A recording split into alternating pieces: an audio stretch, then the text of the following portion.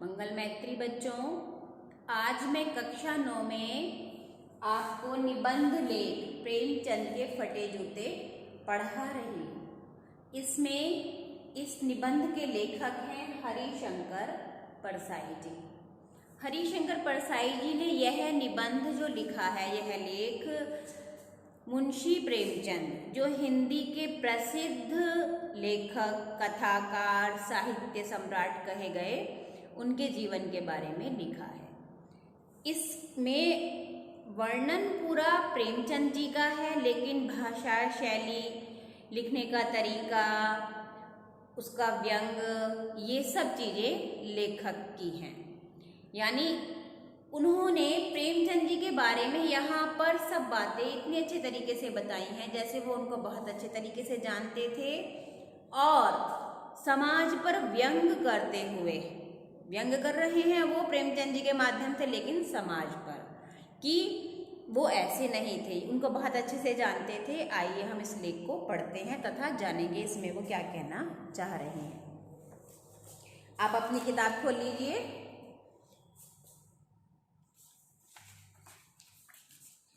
प्रेमचंद के फटे जूते। प्रेमचंद का चित्र मेरे सामने है, यानी लेखक के सामने एक फोटो रखा हुआ है प्रेमचंद जी का, जिसको देखकर वो यह लेख लिख रहा है।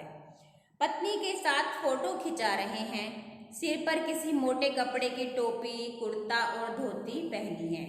कनपटी चिपकी है, गालों की हड्डियां उभर आई हैं, पर घनी मूछें चेहरे को भरा भरा बतलाती हैं। पांवों में कैनवस के जूते हैं, जिनके बंद यानी फीते बेतरतीब बंधे हैं। लापरवाही से उपयोग करने पर बंद के सिरों पर की लोहे की पतरी निकल जाती है। जैसे उनके जो फीते थे वो भी सिरों से, किनारों से खराब हो चुके थे, और छेदों में बंद डालने में परेशानी होती है, तो कैसे भी बंद कस लिए जाते हैं। टेढ़े मेढ़े उन्होंने वो फीते डाल रखे हैं। चित्र में देख रहे हैं, चित्र में देखते हुए वो बोल रहे हैं। दाहिने पांव का जूता ठीक है, मगर बाएं जूते में बड़ा सा छेद हो गया है। उनके जूते मतलब चित्र में दिखाई दे रहे हैं कि दाहिना तो ठीक है, लेकिन बाएं पैर के जूते में छेद हो गया है बड़ा सा, जिसमें से उंगली बाहर निकल आई है। मेरी दृष्टि इस जूते पर अटक गई। सोचता हूँ फोटो खिंचाने की अगर ये पोशाक है तो पहनने की कैसी होगी। इस आदमी की अलग अलग पोशाक के नहीं होंगी। देखिए, तुरंत वो व्यंग करती हैं और तुरंत बात का खंडन भी करते हैं। जैसे उन्होंने कहा, मैं सोच रहा हूँ यदि इन्होंने ऐसी पोशाक में फोटो खिंचाया तो इनकी अपनी वैसी पोशाक कितनी खराब होगी। क्योंकि कोई भी आमतौर पर जो व्यक्ति फोटो खिंचवाता है वो अच्छे से कपड़ों में तैयार होकर खिंचवाता है, भले ही वह अपने घर में फटे पुराने कैसे भी कपड़े पहनता हो। अगर ये व्यक्ति जो सामने बैठा है फोटो में इतने खराब कपड़ों में ऐसी स्थिति में बैठा है, तो इसकी वैसे वास्तविक स्थिति कितनी खराब होगी। लेकिन उन्होंने ये बात कहने के बाद तुरंत अपनी बात का खंडन किया। उन्होंने कहा, इस आदमी की अलग अलग पोशाकें नहीं होंगी, इसमें पोशाकें बदलने का गुण नहीं है, यह जैसा है वैसा ही फोटो में खिंच जाता होगा। यानी फिर इनके बारे में कहा कि ये ऐसे नहीं है कि बाहर दिखावे के लिए दूसरे कपड़े पहनकर जाएं और घर में दूसरे, ये जैसे होंगे वैसे ही फोटो में आ गए होंगे। यानी उनको पूरा विश्वास था कि वो कितने सीधे साधे, सरल हृदय और दिखावा ना करने वाले व्यक्ति हैं। मैं चेहरे की तरफ देखता हूँ। क्या तुम्हें मालूम है मेरे साहित्यिक पुरखे कि तुम्हारा जूता फट गया है और उंगली बाहर दिख रही है। साहित्यिक पुरखे किसे कहा? प्रेमचंद जी को पुरखे कहते हैं जो हमसे पूर्वज, यानी हमारे दादा परदादा। तो साहित्य के क्षेत्र में जो वर्तमान में लेखक हैं, कवि हैं, उनसे बहुत पहले ही हो चुके हैं थोड़ा, तो इसलिए उनको साहित्यिक पुरखे की उपाधि दी। क्या तुम्हें इसका जरा भी एहसास नहीं, जरा भी लज्जा, संकोच या झेप नहीं? क्या तुम इतना भी नहीं जानते कि धोती को थोड़ा नीचे खींच लेते से उंगली ढक जाती? मगर फिर भी तुम्हारे चेहरे पर बड़ी परवाही, बड़ा विश्वास है। फोटोग्राफर ने जब रेडी प्लीज कहा होगा, तब परंपरा के अनुसार तुमने मुस्कुराने की कोशिश करी होगी, लेकिन दर्द के गहरे कुएं के तल में कहीं पड़ी मुस्कान का धीरे धीरे खींचकर ऊपर आना निकाल रहे होंगे, तभी बीच में क्लिक करके फोटोग्राफर ने थैंक यू कह दिया होगा। विचित्र है यह अधूरी मुस्कान। यह मुस्कान नहीं, इसमें उपहास है, व्यंग है। प्रेमचंद जी जो हैं समाज की स्थितियों को देखकर उन पर कहानियां लिखते थे, तो वो समाज की बातों को देखकर, वहाँ की घटनाओं को, परिस्थितियों को देखकर बहुत अधिक दुखी हो जाया करते थे। तो वही दुख इनके चेहरे पर भी झलक रहा है कि समाज के कारण दुखी रहने वाला व्यक्ति फोटो में भी कैसा दुखी सा दिखाई दे रहा है। जब फोटोग्राफर ने रेडी प्लीज कहा होगा फोटो खींचने के लिए, तब तक आप, जब तक हंसने का आपने कोशिश करी होगी तब तक वो फोटो भी खिंच गया होगा। यानी आप समाज के दर्द में इतने डूबे हुए थे कि अपनी हंसी और अपनी खुशी भी न जाने आपकी कहाँ खो गई थी। यह कैसा आदमी है जो खुद तो फटे जूते पहने फोटो खिंचा रहा है पर किसी पर हंस भी रहा है। फोटो ही खिंचाना था तो ठीक जूते पहन लेते या ना खिंचाते। फोटो ना खिंचाने से क्या बिगड़ता है, शायद पत्नी का आग्रह रहा हो और तुम अच्छा चल भाई कहकर बैठ गए होंगे। मगर ये कितनी बड़ी ट्रेजेडी है, ट्रेजेडी यानी दुख की बात, कि आदमी के पास फोटो खिंचवाने के लिए भी जूता नहीं है। मैं तुम्हारी यह फोटो देखते देखते तुम्हारे क्लेश को अपने भीतर महसूस करके जैसे रो पड़ना चाहता हूँ, मगर तुम्हारी आंखों का यह तीखा दर्द भरा व्यंग मुझे रोक लेता है। यानी आपकी जो आंखों में दर्द है उसको देखकर मुझे रोने का मन करता है, लेखक कह रहा है, लेकिन यह मुझे, आपका जो दर्द है मुझे रोक लेता है रोने से भी। समाज को देखकर, उनकी परिस्थितियों को देखकर वो बहुत अधिक दुखी थे कि इतना सम्मानित लेखक, इतना जिसे कथा सम्राट कहा गया, ऐसा व्यक्ति भी ऐसी जीर्ण शीर्ण स्थिति में फटे पुराने कपड़ों और जूतों में बैठा है। यानी वह कभी भी गलत तरीके से धन नहीं कमाते थे, जैसे थे वैसे ही रहते थे।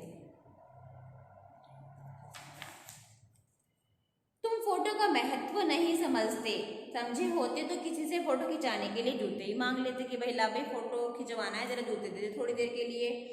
लोग तो क्या करते हैं, लोग तो मांगे कि कोट में वर दिखाई करते थे। यानी किसी को लड़की देखने जाना है तो किसी का कोट पैंट मांग के पहन के चले गए अच्छा दिखने के लिए, और मांग की मोटर में बारात निकाल लेते हैं, बारात लेकर जानी है तो लाओ भाई अपनी गाड़ी दे दो, हम तुम्हारी गाड़ी में बारात ले जाएं अपनी।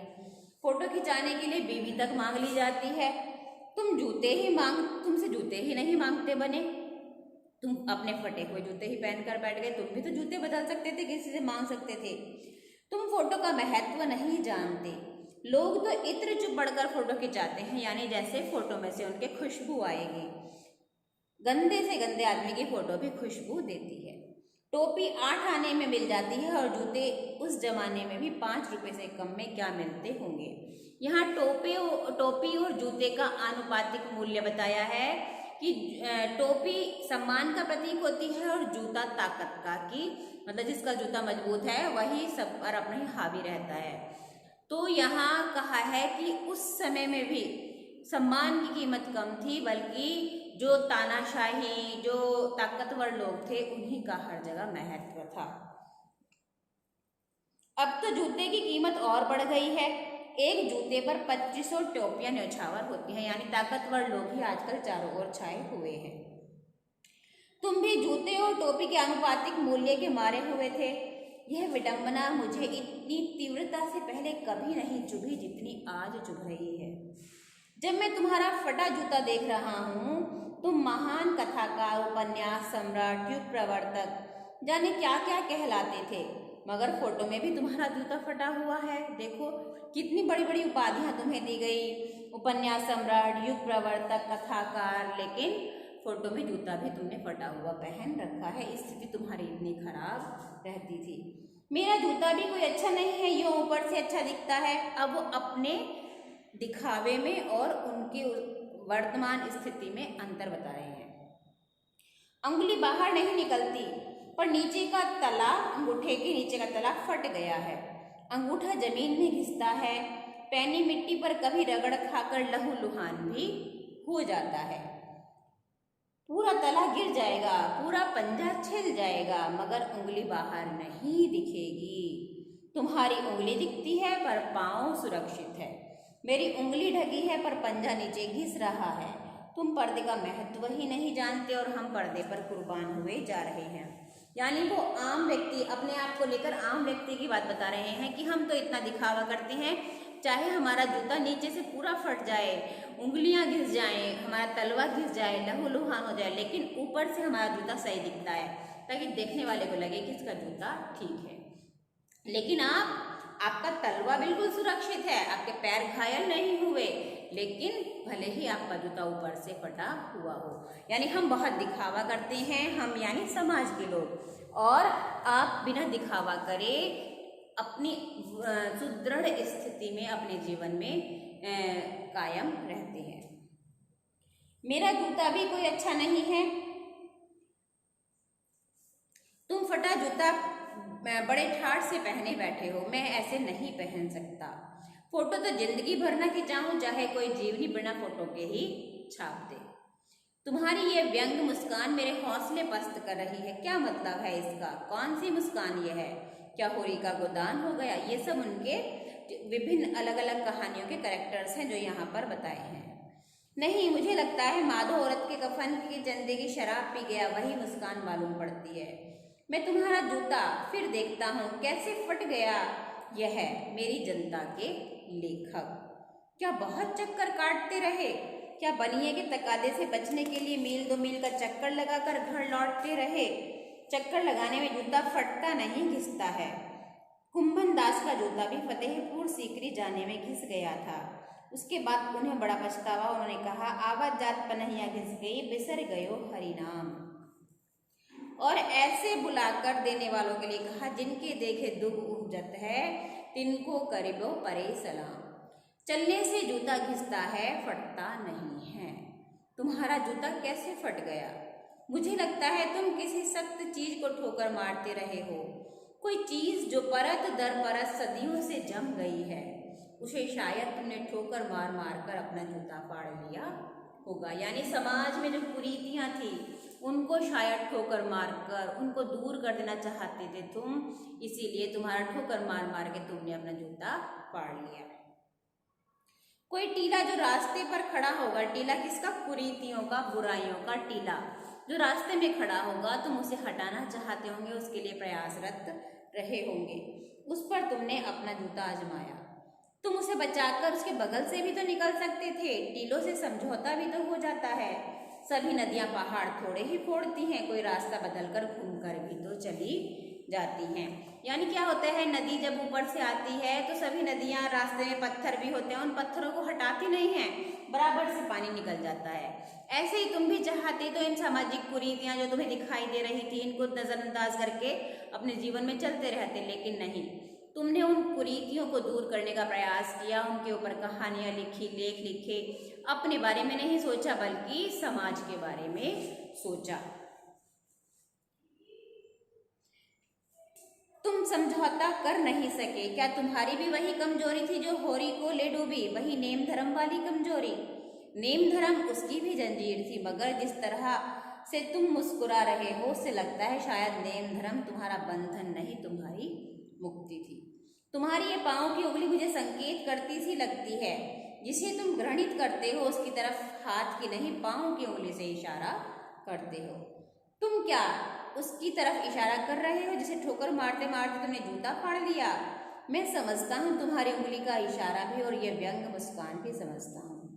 तुम मुझ पर या हम सभी पर हंस रहे हो, उन पर जो उंगली छिपाए और तलवा घिसाए चल रहे हैं, उन पर जो टीले को बरकाकर बाजू से निकल रहे हैं। तुम कह रहे हो मैंने तो ठोकर मार मार कर जूता फाड़ लिया, उंगली बाहर निकल आई पर पाँव बच रहा है और मैं चलता रहा, मगर तुम उंगली को ढांकने की चिंता में तलवे का नाश कर रहे हो। तुम चलोगे कैसे? मैं समझता हूँ, मैं तुम्हारे फटे जूते की बात समझता हूँ, उंगली का इशारा समझता हूँ, तुम्हारी व्यंग मुस्कान को भी समझता हूँ। यानी लेखक प्रेमचंद जी ने सामाजिक कुरीतियों और बुराइयों को दूर करने के लिए अपना पूरा जीवन लगा दिया। कुरीतियों रूपी टीलों को, बुराइयों को वह दूर करना चाहते थे। उन्होंने अपनी स्थिति को कभी सुधारने का प्रयास नहीं किया कि मैं बहुत अच्छा पहनूं, खाऊं, कपड़े बहुत अच्छे हों, नहीं। वो हमेशा समाज के बारे में ही सोचते रहे और लिखते रहे। इस तरह लेखक हरिशंकर परसाई जी ने इस पाठ में व्यंग के माध्यम से समाज पर व्यंग किया और व्यंग के माध्यम से मुंशी प्रेमचंद जी के जीवन की यथास्थिति को बताया, उनके बारे में बताने का प्रयास किया है। आप इस पाठ को 2 बार पढ़ेंगे ध्यान से तथा समझेंगे। धन्यवाद।